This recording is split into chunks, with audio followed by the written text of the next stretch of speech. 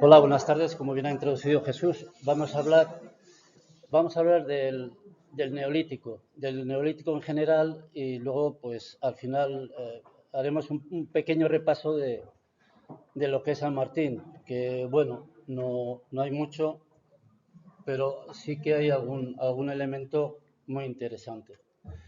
¿Por qué hablamos del neolítico y no de otra época? El neolítico es una época muy importante para el ser humano, en tanto en cuanto supone un desarrollo en cuanto a la evolución y en cuanto a las formas de vida de esta gente. Eh, Vamos a ver. El neolítico, bueno, es la época de la historia, perdón, de la prehistoria que está entre el paleolítico y la edad de los metales. Estamos hablando de unos miles de años antes de Cristo, no son de antes de ayer. El neolítico empieza en lo que desarrollarse en lo que viene a llamarse lo que es Oriente Medio, la parte de Palestina, Líbano, Siria, y eso además potenciado por el clima se hace más benigno. Acabamos una época glacial que la gente vivía metida en cavernas y el hecho de poder salir y el poder hacer otro tipo de, o sea, perdón, de empezar los cultivos, hace que eso evolucione.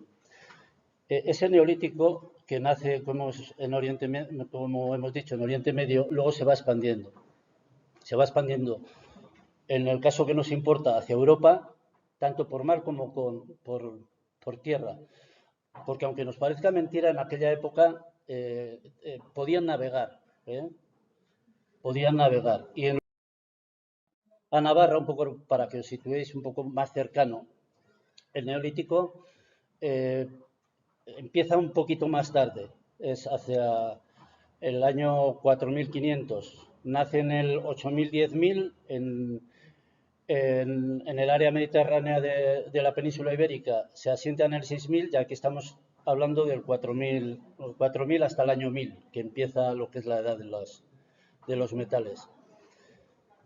En Navarra no se da una revolución del neolítico como es en el resto de los sitios, de los lugares, sino que se solapan las distintas edades, tanto del paleolítico, neolítico, edad de los metales. Aunque llamamos revolución del neolítico, el neolítico no nace espontáneamente, sino que de alguna forma se va desarrollando. Es decir, no nos acostamos un día en el paleolítico y nos levantamos en el neolítico. Y el neolítico es importante porque el ser humano empieza lo que se llama se quedan sedentarios.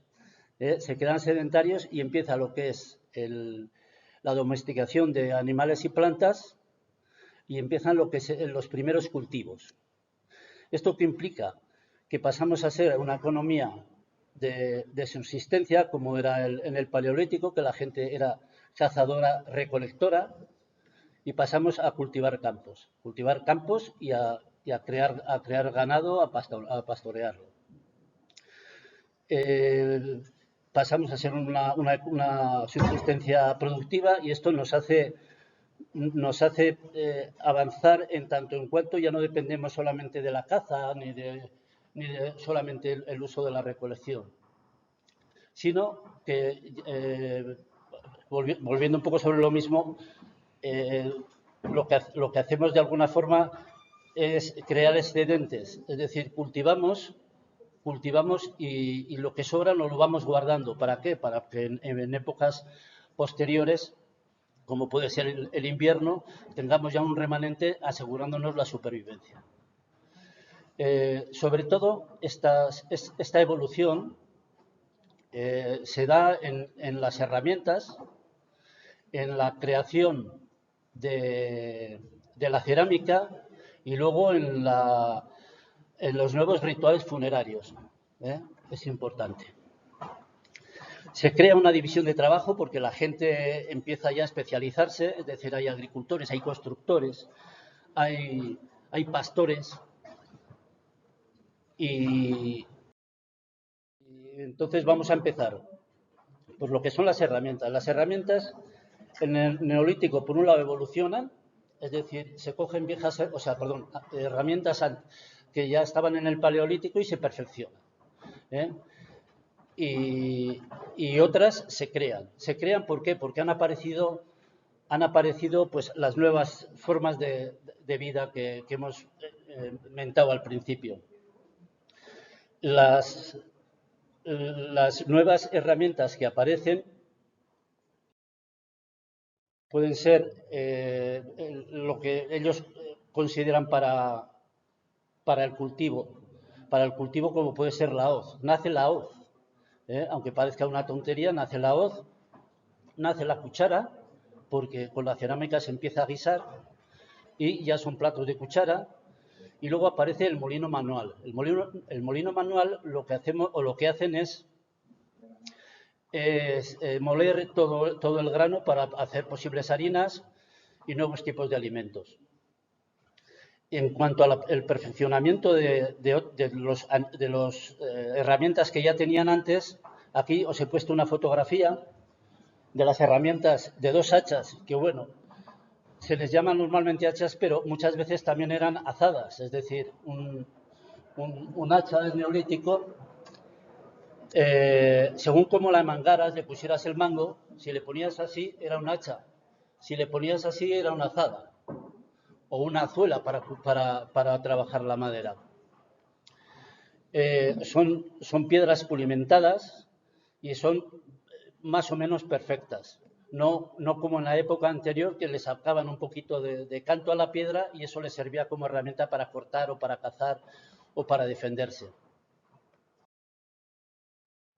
Luego, el molino de mano, como os he dicho que aparecía, era una piedra plana con una piedra más o menos redonda y lo que hacían era machacar los alimentos, los granos de cereal, tanto de cebada como de trigo o de beza. Entonces se cultivaba beza también, que era de los primeros cereales que existieron. Y se hacían lo que eran las harinas. Las harinas para luego tenerlas de remanente, como hemos dicho al principio, para tenerlas como alimento en invierno. Y la hoz, que era un trozo de madera a la que le ponían dientes de siles. El hierro no existía, simplemente eran dientes de siles. El siles es una piedra de calcio muy dura, pero que salta fácilmente. Tú le das y lo que hace son saltar lascas que luego esas lascas, de alguna forma, según cómo las trabajes, puedes hacer las flechas o las lanzas o lo que utilizaran ellos para cazar, como las hoces, para cortar la mies. Se introduce lo que es el punzón de hueso. El punzón de hueso lo utilizaban de huesos de animales, tanto de los que ellos tenían en casa, de los domesticados, como podían ser cabras, podían ser ovejas o podían ser vacas. El caballo no existía. Se cogían huesos más o menos largos, compactos, y con eso se hacían sobre todo punzones. También podían hacer puntas de flecha o otro tipo de cosas. Y lo que hacían era sobre todo punzones para tejer. Por un lado, para tejer con fibras vegetales, recipientes para guardar los alimentos o trozos de carne o pescado que guardaban. Imaginaros una cesta, hecha y elaborada con los punzones, una cesta vegetal. Y el problema de las herramientas de hueso es que tienen tiempo de caducidad, es decir, que con el tiempo ese hueso se va ahuecando, se va volviendo corcho y terminan y terminan perdiéndose. Lo que nos dice también, sobre todo, luego ya veremos en los enterramientos, cuando encontraban este tipo de huesos, los investigadores saben qué tipo de animales comían o qué tipo de animales cazaban.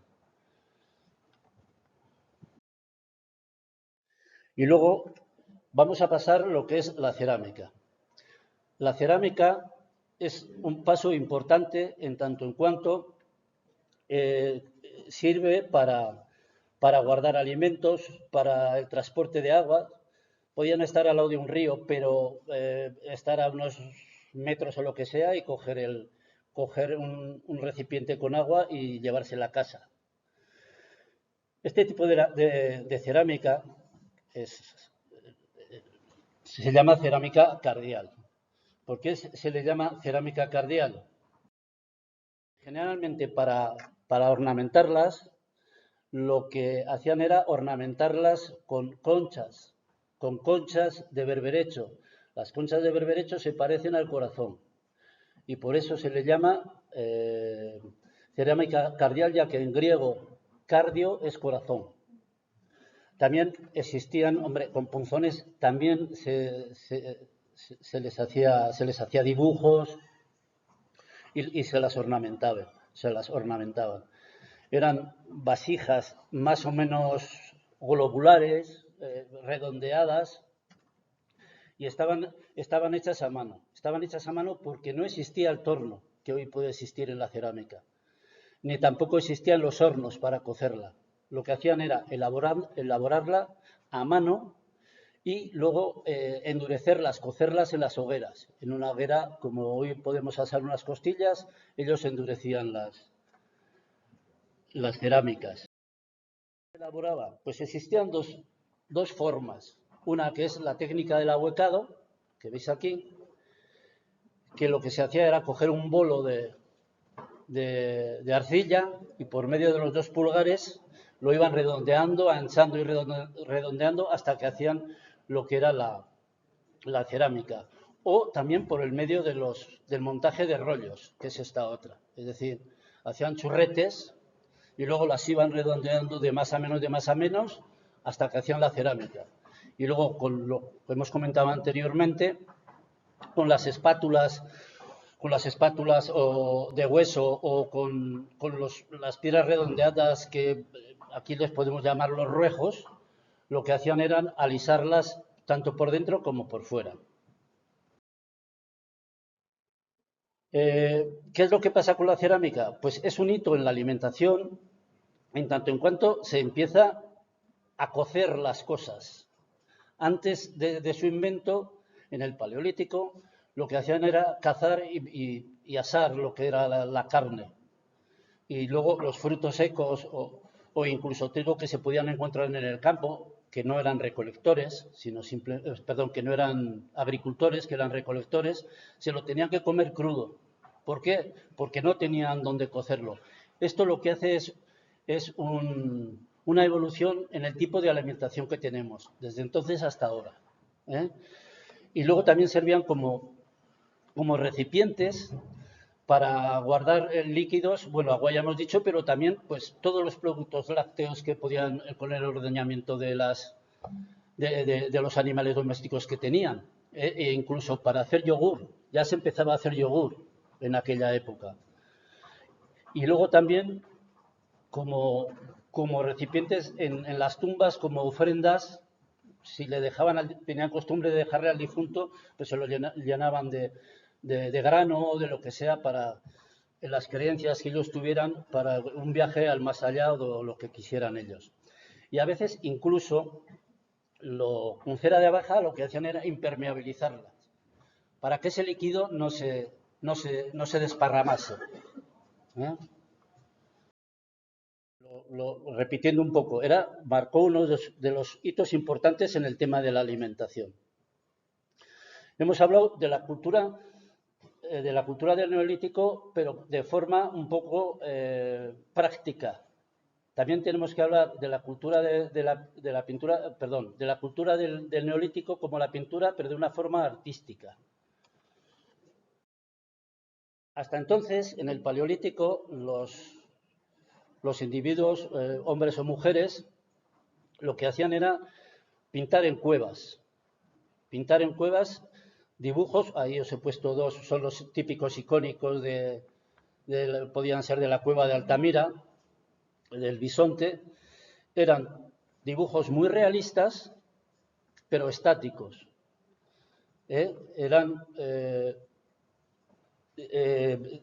No se movían, simplemente los ponían ahí y ya está.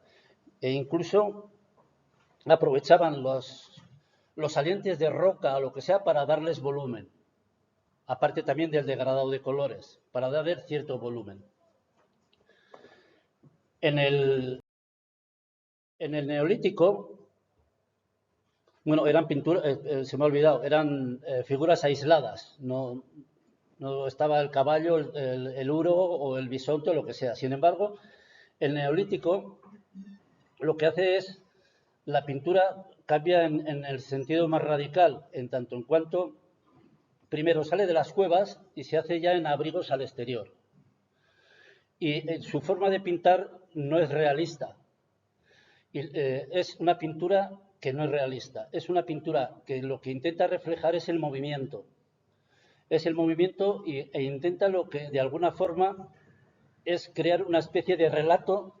Antes, en la pintura anterior hemos visto como había unos cazadores cazando unas cabras o lo que sea. Y aquí estamos viendo, esto es una mujer que está cogiendo miel, aprovechando un agujero en la pared que es lo que hace en la pintura que sea el panal. Y si os fijáis, se ven las abejitas que están alrededor, están en movimiento. Son figuras que no son realistas, son casi esquemáticas. Son símbolos, pero lo que reflejan es el movimiento. Y lo que les interesa a ellos es el relato. ¿De dónde cogían las pinturas? ¿Cuáles eran las pigmentaciones que tenían aquí en las dos épocas? Pues rojo lo cogían de la sangre y del óxido de hierro, no de un hierro, sino de en los yacimientos que podía haber mineral de hierro tenían tonos rojizos, el negro del carbón o del óxido de manganeso, y luego los ocres y amarillos y tal los cogían de la tierra para hacer este tipo de pinturas. Y ahora vamos a ir a las prácticas funerarias. En el Paleolítico, los difuntos los entierran o los meten en cuevas y suelen ser tumbas individuales. Algunas veces en algún abrigo de roca y pocas veces en lo que es la tierra.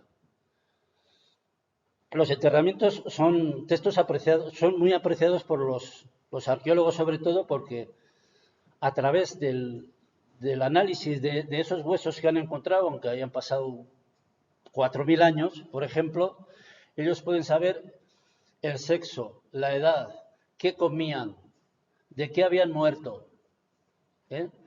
Aquí vemos, por ejemplo, un enterramiento que está sin más y otro que yo creo que está en el Museo de Navarra, el de abajo, que incluso tiene una cerámica, una vasija de cerámica en la ofrenda de los muertos. Con el Neolítico, los enterramientos ya salen fuera.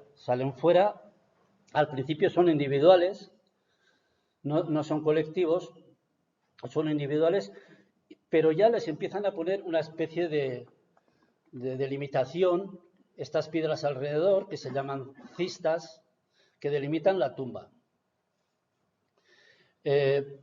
Solían ser individuales, aunque a veces se han encontrado también tumbas que han tenido más de un individuo. Y a veces estaban vestidos y tapados con una especie de ataúd al enterramiento. Pero lo más simbólico de lo que es el Neolítico en cuanto a los enterramientos es es el megalitismo, el fenómeno del megalitismo. ¿Qué es el megalitismo? Es las técnicas funerarias de enterramiento, pero con grandes bloques. ¿eh? En algunos casos son auténticos necrópolis lo que hay. Bueno, os he puesto unas fotos ahí un poco simbólicas y es que resulta curioso y los investigadores hacen cruces cómo en aquella sociedad que no existían ni los caballos ni existía la rueda podían hacer este tipo de monumentos. Y han llegado a la conclusión de que esta gente tenía conocimientos de arquitectura, con lo cual se considera que son las primeras construcciones arquitectónicas ya de esa época. Tenían la capacidad de trasladar las piedras. Y luego, lo que hoy vemos en este tipo de monumentos no es una foto fija de lo que en realidad fueron cuando se hicieron. Es decir, esta foto, por ejemplo, poner ahí 3 piedras y sobre ellas una tapa que pesaban toneladas y están en equilibrio, es muy difícil de entender. Y de hecho no era así. ¿Por qué? Porque los megalitos los hacían de esta forma. Es decir, primero ponían las piedras más o menos tiesas, bueno, más o menos no, más o sea, tiesas, construían lo que era la cámara, luego lo que hacían era hacer una serie de rampas a los lados y por medio de troncos cortados trasladar los bloques e incluso subirlos arriba para ponerles las tapas. Luego la puerta también se tapaba. ¿eh? Los megalitos, he dicho lo de la foto fija, pero es que también los megalitos a veces no saben a qué época pertenece, en tanto en cuanto, como se han utilizado durante generaciones, y estamos hablando de miles de años, a lo mejor si hay restos, imaginaros, de hace 2000 años, el megalito podía haber estado construido hace 2000 años antes y haber sacado los restos anteriores y haber metido esos más modernos, menos antiguos, vamos. Yo os he puesto una serie de megalitos aquí en Navarra, más o menos cercanos. Hay megalitos muy espectaculares en el sur de Francia y en la área mediterránea, pero quería un poco mostraros los que están aquí en Navarra, más o menos. Hay varios. Empezamos por el menhir. El menhir es una piedra grande, larga, alta. Y lo que hacían era hacer un agujero en la tierra y subirlo, ponerlo erecto, y eso en el pie, luego lo que hacían era no enterrar al difunto, sino quemarlo y luego poner las cenizas al pie de ese. Por ejemplo, está caído. Los menhires no se ponían así. A través del tiempo se ha caído. Y este menhir está en el Monte Guerinda, que lo tenemos aquí al lado, pero en la cara norte, hacia la Valdorba. Y se llama el menhir de Ollanguibela. E incluso tiene marcas, son marcas geométricas, rayas, o que los que lo estudian no saben qué símbolo podía tener aquello, pero existe. Luego está el dolmen, el típico dolmen, que tiene 3-4 piedras y encima la tapa. Es el que os muestro, es el de Isaba, el dolmen de Arraco. Y por el tipo de enterramiento de gente que enterraban dentro, los arqueólogos consideraban esta época que era una sociedad más o menos igualitaria, aunque pudiesen tener cierta jerarquía, pero era una sociedad igualitaria, en tanto en cuanto no había diferenciación en los enterramientos a la hora de meter a la gente, sino que más o menos estaban todos O sea, que no destacaba unos restos sobre otros, en cuanto a adornos o en cuanto a vasijas de cerámica con productos, o sea, con ofrendas. Y luego está el menhir del Portillo de Nériz, que está en Artajona. Aquí hay dos casi juntos, el de Nériz y el de Falancortea de la Mina, que bueno, que por cercanía lo he puesto también. Y luego está el hipogeo del Ongar, que está en Viana. El hipogeo del Ongar no es un dolmen al uso. El hipogeo del Ongar es una especie de cámara subterránea que es como una especie de túnel que está por debajo de la tierra. Y luego con las subsiguientes tapas que pueda tener.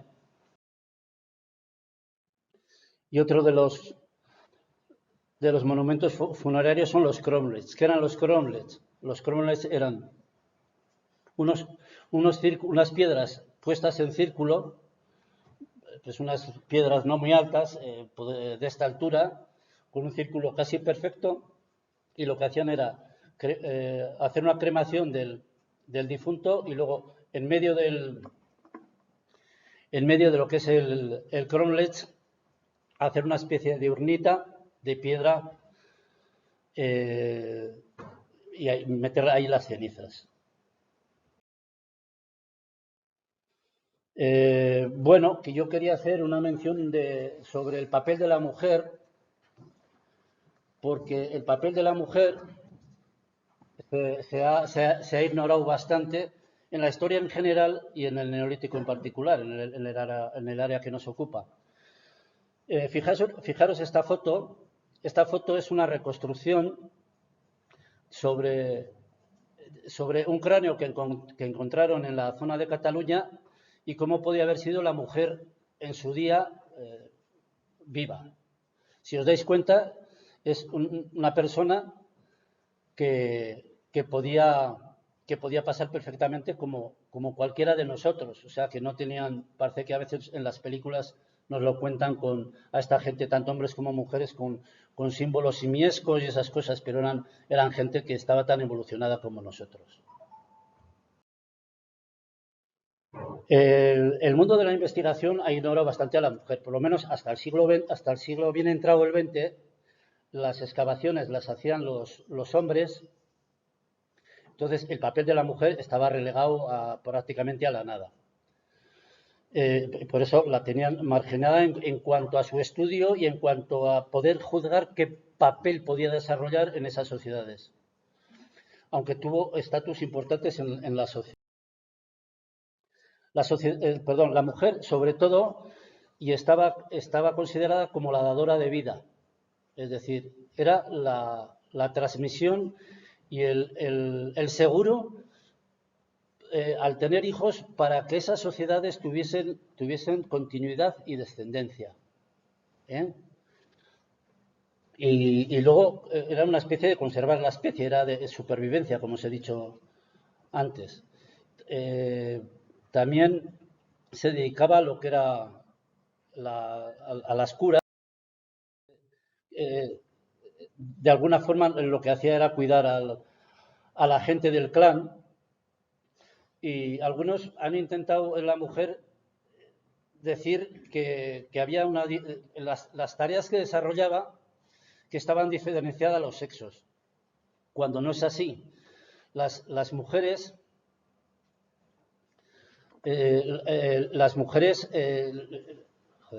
diferenciadas por sexos, se han encontrado tumbas en los monumentos megalíticos, restos que han encontrado, que han analizado sobre mujeres y hombres que tenían el desgaste en los huesos en los mismos sitios que los tenían en ambos dos casos, tanto si fueran hombres como mujeres. ¿Eso qué implicaba? Que ese desgaste en los huesos había sido el mismo desgaste en los músculos, y si se habían desgastado los mismos músculos es que habían hecho las mismas tareas. Al hombre le intentan dar, pues eso, el papel de cazador, el que luego viene a casa y ya está. Oiga, no. La mujer, además, El hecho de ignorar a la mujer sería ignorar, fíjate qué absurdo, en la evolución, ignorar al 50% de los individuos de esa evolución, que en este caso son las mujeres. Es decir, como si solamente la evolución le hubiese hecho el 50% de ese colectivo. No tenía el típico estatus como podemos tener ahora de la mujer con las relaciones binarias, marido-mujer, sino que era más, era una relación materno-filial. Lo importante eran los hijos en tanto en cuanto eran los que iban a seguir con la especie. ¿Eh? Y luego, la mujer desempeña, esto lo voy a leer porque son varias cosas, la mujer desempeña un rol trascendental en la sociedad, sobre todo en la crianza y educación de los hijos, cuidado de enfermos, contribuyendo de manera activa al desarrollo de las comunidades, comenzando a practicar la agricultura. Algunos antropólogos incluso dicen que fueron las mujeres las que inventaron la agricultura y la ganadería, asumiendo responsabilidades claves en estas actividades. Su labor es fundamental para la supervivencia del clan como grupo, ya que se dedicaba a la recolección de trigo, cebada, legumbres, almacenado de esos productos para asegurar la descendencia de la comunidad, cría y cuidado de los animales domésticos y preparación de alimentos, la molienda, la cocción. Bueno, esto iría relacionado con el almacenamiento de los productos. Y aparte de hacer, pues eso, ropa, curtido. Su papel fue tan importante que incluso desempeñaba papeles jerárquicos dentro del clan. Y es que además el clan estaba orgulloso y de alguna forma lo que quería es tener mujeres porque así se aseguraban la supervivencia de la especie, en tanto en cuanto pueden tener más hijos. De hecho, el aumento demográfico en esta época aumentó bastante. ¿Cómo lo saben? Pues por los enterramientos. Bueno, ahora pasamos al pasado milenario de San Martín de Us. Esto es breve porque, bueno, os he explicado lo que es el desarrollo de lo que es el Neolítico, y ahora lo que quiero es enseñaros es una serie de piezas que se han encontrado en el término de San Martín de Us y que demuestra que aquí también tenemos un pasado milenario y que aquí anduvo gente en el Neolítico, por el resto de cosas encontradas.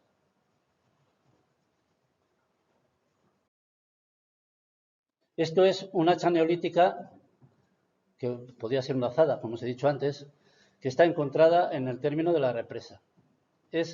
El material es ofita, es una especie de rojo, pero es una roca volcánica, está pulimentada y está entera.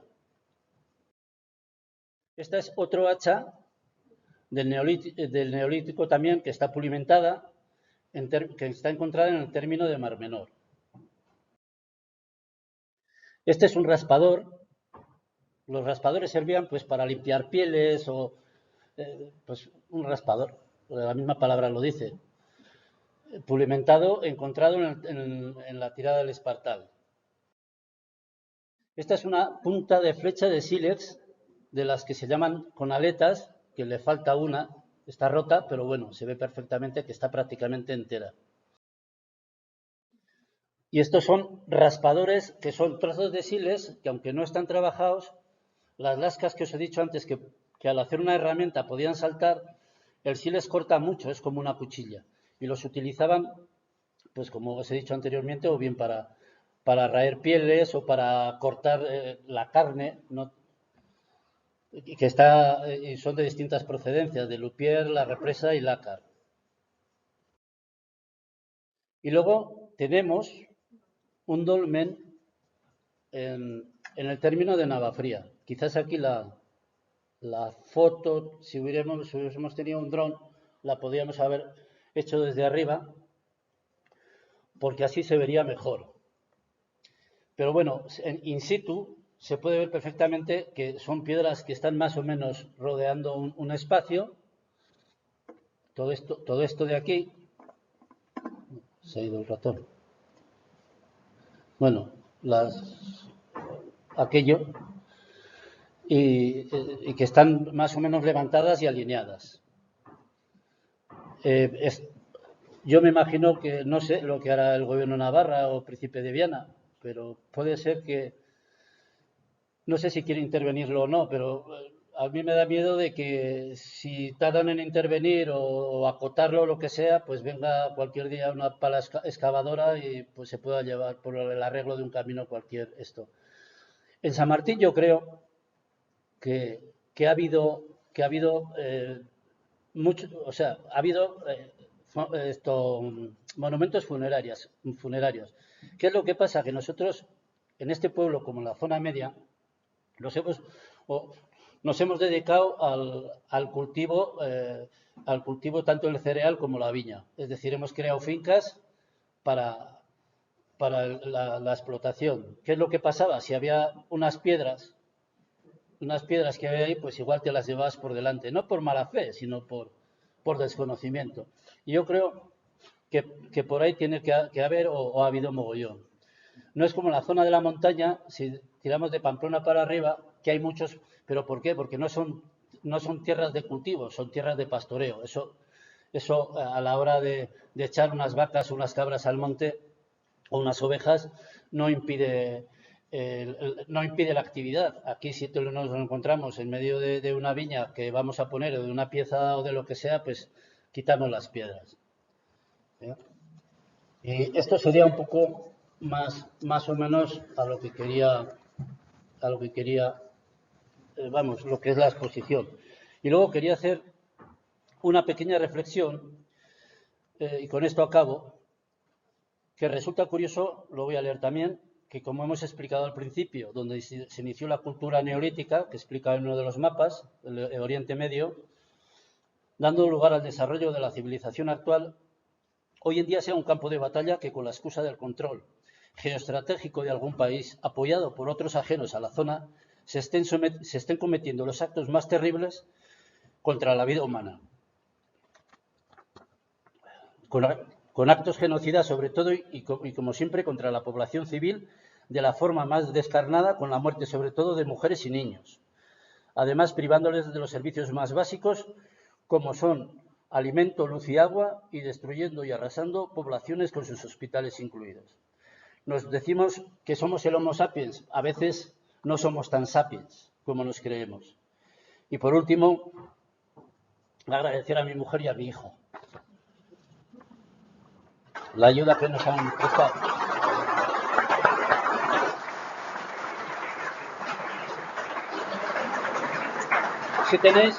Si tenéis alguna pregunta y puedo responderla, pues intentaré. Sí. Está buen recaudo. ¿Algo más? ¿Qué? Ah, bueno, sí, perdonad.